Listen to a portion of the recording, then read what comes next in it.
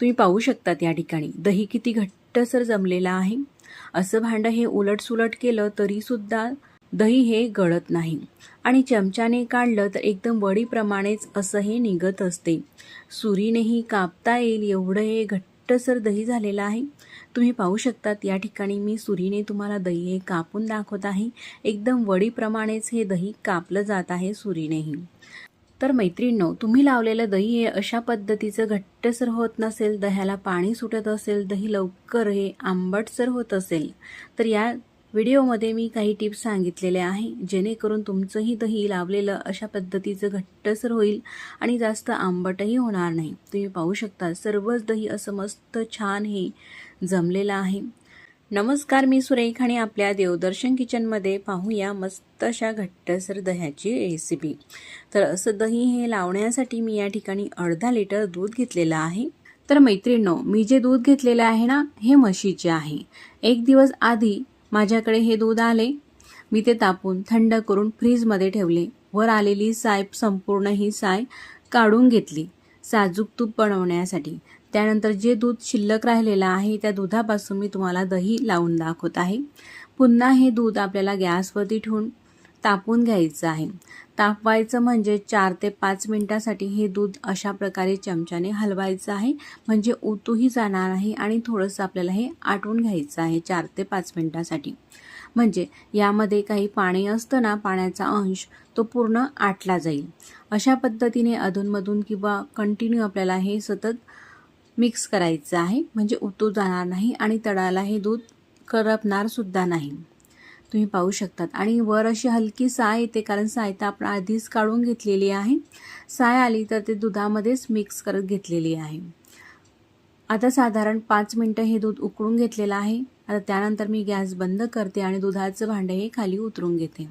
आता तुम्ही पाहू शकतात अगदी थोडंसं हे पातेलं खाली झालेलं आहे, म्हणजे इतपत दूध हे आटलेलं आहे। जे पाणी असेल ना दुधामध्ये ते पूर्ण हे आटलं गेलेलं आहे। आता हे जे दूध आहे आपण तापून घेतलेलं हे आपल्याला गार होऊ द्यायचं आहे। गार म्हणजे अतिशय आपल्याला गार हे थंड होऊ द्यायचं नाही। तर अशा प्रकारे बोट यामध्ये दुधामध्ये बुडून बघायचं।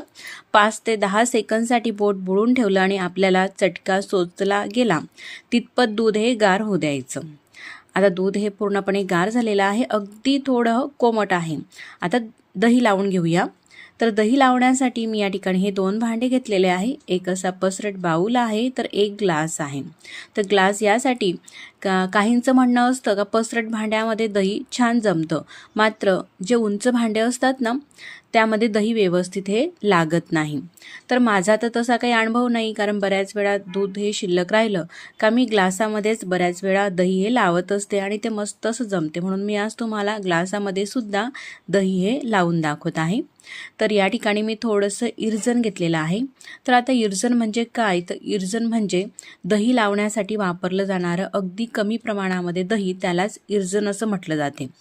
तर अर्धा लिटर दुधाचं दही मी तुम्हाला लावून दाखवणार आहे। तर त्यासाठी फक्त पोहे खाण्याचा 1 ते 1.5 चमचा इतपत इरजण घेतलेला आहे आणि हे जास्त आंबट सुद्धा नाही, नॉर्मल असं चवीचं आहे।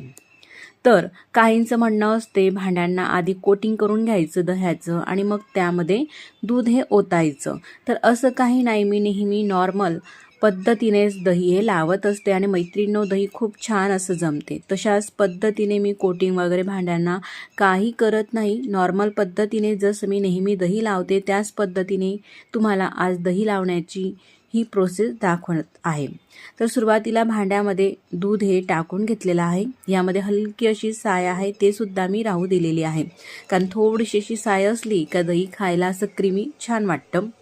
दोघं भांड्यामध्ये दूध हे टाकून घेतलेलं आहे, खाली करपलेलं सुद्धा नाही भांडं। असं दूध हे टाकून घेतल्यानंतर जे आपण इरजण घेतलेलं आहे ना, इरजण घेताना मात्र फेटून घ्या। तर अशा ह्या पद्धतीने एकदम स्मूथ हे इरजण करून घेतलेलं आहे। 1 ग्लास दुधामध्ये साधारण अर्धा चमचा दही हे टाकून घेते। दुधामध्ये दही टाकल्यानंतर हे इरजण मस्त असं आपल्याला हे पूर्णपणे मिक्स करून घ्यायचं आहे या पद्धतीने। तर मैत्रिणींनो, केव्हाही दही लावायचं झालं तर दूध हे जास्त आपल्याला गरम घ्यायचं नाही। जर का गरम दुधामध्ये आपण दही लावलं तर दह्यामध्ये जे जीवाणू असतात ना ते मरतात आणि दही हे व्यवस्थित लागत नाही। एक प्रकारे साध्या भाषेमध्ये सांगायचं झालं तर दूध फाटल्यानंतर जसं होतं ना, पाणी वेगळं आणि असं गोडा वेगळं, त्या पद्धतीने दही हे होत असते. म्हणून दही केव्हाही लावताना दूध अगदी आपल्याला कोमट घ्यायचं आहे. बाउलमध्ये सुद्धा अर्धा चमचा दही हे मिक्स करून घेतलेलं आहे इरजल. ह्या भांड्यांवरती झाकण ठेवते आणि हे जे भांडे आहे ना दही लावलेलं, आपल्याला उष्ण ठिकाणी ठेवायचं आहे. तर घरातील उष्ण ठिकाण म्हणजे गॅसच्या वट्यावरती. तर असंच एकच वेळेस दुधामध्ये दही टाकलं का आपल्याला जिथे हे भांडे ठेवायचे आहे त्या ठिकाणी ठेवून द्यायचे आणि तिथेच 5 ते 6 तासासाठी राहू द्यायचं आहे. तर एकदाच हे दही लावलं ना तर भांडे जे आहे ना एकाच जागेवरती ठेवायचे आहे, एकाच ठिकाणी. इथून उचलून तिथे, तिथून उचलून तिथे असे अजिबात करायचे नाही किंवा वारंवार दही लागलं आहे का हे सुद्धा आपल्याला पाहायचं नाही. 5 ते 6 तास किमान दही लागण्यासाठी लागत असतात. तर सकाळपर्यंत मी असंच हे भांडे झाकून ठेवले गॅसच्या वट्यावरती. आता सकाळ झालेली आहे तर दही कशा प्रकारे लागलेलं आहे मी तुम्हाला आता दाखवते.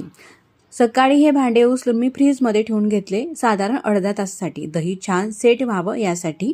तर फ्रीजरमध्ये नाही तर साधारण आपण दूध ज्या ठिकाणी ठेवतो ना त्याच ठिकाणी फ्रीजमध्ये हे भांडे ठेवून घेतले आणि त्यानंतर मी तुम्हाला दाखवत आहे. पूर्ण अशा पद्धतीने पालथं जरी केलं तरीसुद्धा दही किंवा दह्याच्या आतील असलेलं पाणी अजिबात थोडंसुद्धा हे निघत नाही. एवढं हे घट्टसर दही मस्त असं लागलेला आहे. तर ग्लासामधलं सुद्धा मी तुम्हाला दाखवते. पूर्णपणे ग्लास हा वाकडा केलेला आहे, तुम्ही पाहू शकतात. दही किती मस्त जमलेलं आहे यासाठीच दाखवण्यासाठी मी हे भांडे अशा पद्धतीने पालथे करून दाखवते तुम्हाला. यावरून तुमच्याही लक्षात येईल का दही किती मस्त असं हे लागलेलं आहे. तर मैत्रिणींनो, घरीच अशा पद्धतीचं घट्टसर दही तुम्ही लावून बघा, एकदम छान असं लागेल. तर उन्हाळ्याचे दिवस असो किंवा पावसाळ्याचे दिवस असो, अशा पद्धतीने जर का तुम्ही दही लावाल तर मस्त असं छान होईलच. उन्हाळ्याच्या दिवसामध्ये तर हे भांडे कुठेही ठेवले तर दही छान असं लागतं. फक्त पावसाळा किंवा हिवाळा असेल तरच गॅसच्या वट्यावरती उष्ण ठिकाणी ठेवून घ्या. त्यानंतर दही मी तुम्हाला काढून दाखवते. सुरुवातीला ग्लासामधलं दही काढून दाखवते, कारण काहींचं म्हणणं होतं उंच भांड्यामध्ये दही व्यवस्थित लागत नाही. असं हे चमच्यावरून काढलं का तुम्ही पाहू शकतात वडीप्रमाणेच हे दही कापता येत आहे. एवढं घट्टसर दही हे लागलेलं आहे. तुम्ही पाहू शकतात मी तुम्हाला सुरीनेही हे दही कापून दाखवत आहे. अशा पद्धतीचं हे झालेलं आहे. आणखी आपण भांड्यातलंही दही पाहूया कशा पद्धतीने लागलं आहे तेही तुम्ही पाहून घेऊया. तर डेअरीमध्ये मिळतं ना त्यापेक्षाही घट्टसर दही हे आपण घरीच लावून घेतलेलं आहे. तर आता बाउलमधलं दहीसुद्धा मी तुम्हाला काढून दाखवते. तुम्ही पाहू शकतात मैत्रिणींनो, एकदम घट्टसर असं वडीसारखंच हे सुद्धा दही निघालेलं आहे. एवढे घट्टसर झालेलं आहे आणि अजिबात पाणी नाही, अगदी थोडंसुद्धा नाही. कारण दुधामध्ये जेवढ्याही प्रमाणामध्ये पाणी होतं ना तेवढं पाणी आपण हे आटून घेतलेलं होतं. तुम्ही पाहू शकतात एकदम वडीसारखं हे दही लागलेलं आहे. लावलेलं दही 2-3 दिवस ठेवून सुद्धा तुम्हाला जर का आंबटसर होऊ द्यायचं नसेल तर हवाबंद डब्यामध्ये ठेवून फ्रीजरमध्ये हा डबा ठेवा आणि जेव्हाही तुम्हाला दह्याची रेसिपी किंवा दही खायचं आहे तेव्हा तुम्ही काढू शकतात. अजिबात आंबट हे फ्रीजरमध्ये दही होत नाही. तर मंडळी, दही लावण्याचा व्हिडिओ तुम्हाला जर का आवडला असेल तर नक्कीच व्हिडिओला लाईक करा आणि चॅनलवरती नवीन असाल तर मात्र चॅनलला सबस्क्राईब करा. सबस्क्राईब केल्यानंतर बाजूलाच असलेलं घंटीचं बटनसुद्धा दाबा, म्हणजे मी जेव्हाही नवीन व्हिडिओ अपलोड करेल ना त्या व्हिडिओचं नोटिफिकेशन सगळ्यात आधी तुम्हाला येईल आणि तुम्हाला तो नवीन व्हिडिओ पाहता येईल. मग मंडळी, पुन्हा भेटू नवीन छानशा रेसिपीसोबत. तोपर्यंत नमस्कार. आणि व्हिडिओ तुम्ही पूर्ण पाहिला त्याबद्दल मनापासून धन्यवाद.